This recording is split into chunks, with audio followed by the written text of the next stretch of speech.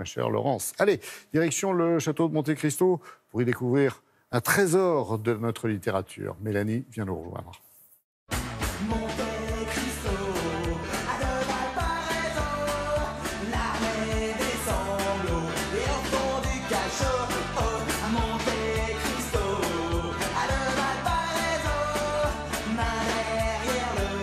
Quelle playlist, ma chère Mélanie. C'est Fred qui vous l'a fourni, non? Non. Je décline toute responsabilité. Ma chère Mélanie, bonjour. Merci Bonjour, d'être là et de partager avec nous depuis quelque temps, j'ai l'impression, votre véritable passion pour les manuscrits. Il y a 2 semaines, c'était Brassens. La semaine dernière, Zola. Et aujourd'hui, Dumas. Dumas. Mais oui, parce que c'est magique, tous ces manuscrits qui réapparaissent tant d'années après. Là, aujourd'hui, je vous ai ramené la première version autographe de La Route de Varennes, qui est en fait un carnet de voyage qui a été écrit par Alexandre Dumas en juillet 1856.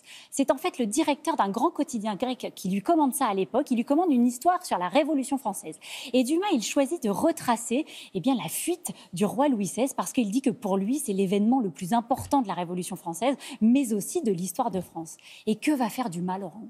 Eh bien, il ne va pas simplement se poser à son bureau et faire des recherches, il va aller sur le terrain. Il va pas à pas retracer le chemin exact emprunté par Louis XVI et Marie-Antoinette pour retrouver 60 ans après des témoins. Et il va les trouver. D'ailleurs, regardez, dans le manuscrit, il dit une chose magnifique à ce sujet. Il dit « Les siècles sont une chaîne de vieillards qui se donnent la main ». Voilà. On a là, Laurent, toutes les caractéristiques qui ont fait le succès d'Alexandre Dumas. Il y a à la fois son côté romanesque et il y a à la fois sa veine de reporter, d'enquêteur, de journaliste. Vous allez voir, nous sommes allés au château de Monte Cristo à Port-Marly dans le 78 et nous avons rencontré Dimitri Johannides, qui est le directeur associé de la Maison Fauve, qui met en vente cet après-midi ce manuscrit. Regardez.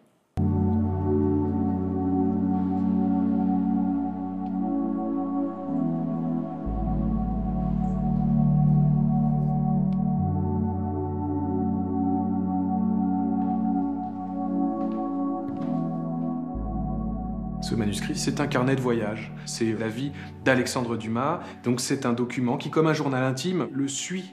Il fait part de ses sentiments, de la façon dont il perçoit certains événements qui lui sont arrivés. Il parle des auberges dans lesquelles il passe et que lui ont recommandé, pour certaines, son ami Victor Hugo. C'est la vie du 19e siècle. Et c'est la vie d'un homme simple, humble, qui décide de refaire le chemin pour retrouver le frisson historique de la fuite du roi Louis XVI.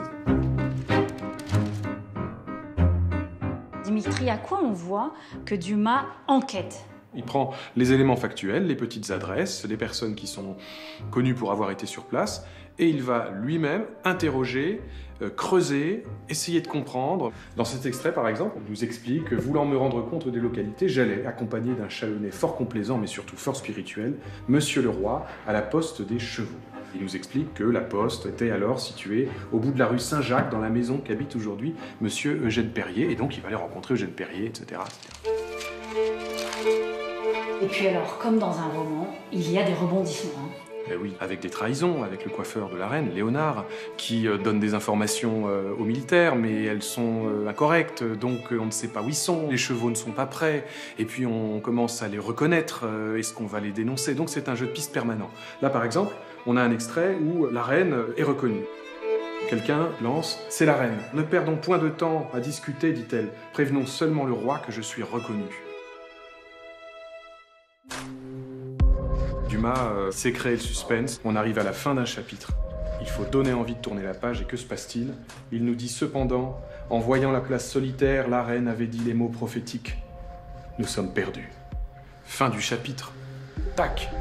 Dumas réussit à faire durer le suspense et à nous donner envie de tourner la page. On a l'impression dans ce manuscrit que la chaleur de la vie est là. Il y a la chaleur de la vie dans ce manuscrit.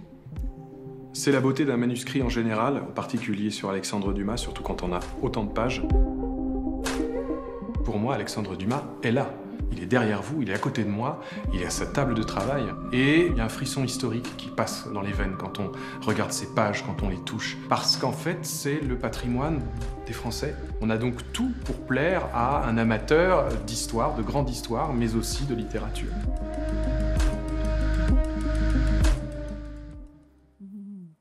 C'est pas beau. Ouais, il y a un petit parti pris de Dumas quand même, parce qu'il ne dit pas la fuite de Varennes comme tout le monde, il dit la route de Varennes. Ça a été publié, en fait. Alors, il n'a pas été publié dans ce fameux quotidien grec. Finalement, c'était un projet qui est avorté. Mais Dumas l'a publié, lui, en feuilleton dans son journal, et puis plus tard, en volume. Donc voilà, regardez, on le revoit encore, c'est magnifique. Alors, c'est un papier tout fin. Hein. C'est un papier tout fin et il est bleu. Peut-être qu'on ne le voit pas bien là, mais en tout cas, c'est du papier bleu. Lui, il disait qu'il ne savait pas avoir d'esprit sur un autre papier que son papier bleu. Il a écrit tous ses plus grands succès sur ce papier-là. Vous savez pourquoi? Parce qu'il avait lui aussi l'angoisse de la page blanche. En tout cas, vous avez vu, on est allé tourner au château de Monte Cristo. Ouais. Il s'était fait construire ce château-là à l'époque. Quand il était riche. Voilà, exactement. Et aujourd'hui, ce château se visite. C'est à Port-Marly, dans le 78, c'est magnifique. Voilà, il y a le château. Il y en a beaucoup qui en ont profité des journées du patrimoine pour lui rendre visite. On l'a vu sur les images. Et vraiment, c'est superbe. Il y a plein d'animations pour les enfants. Vous pouvez même y aller avec vos enfants. Voilà. C'est sympa. Merci. Très belle découverte. Très beau manuscrit, effectivement, Mélanie.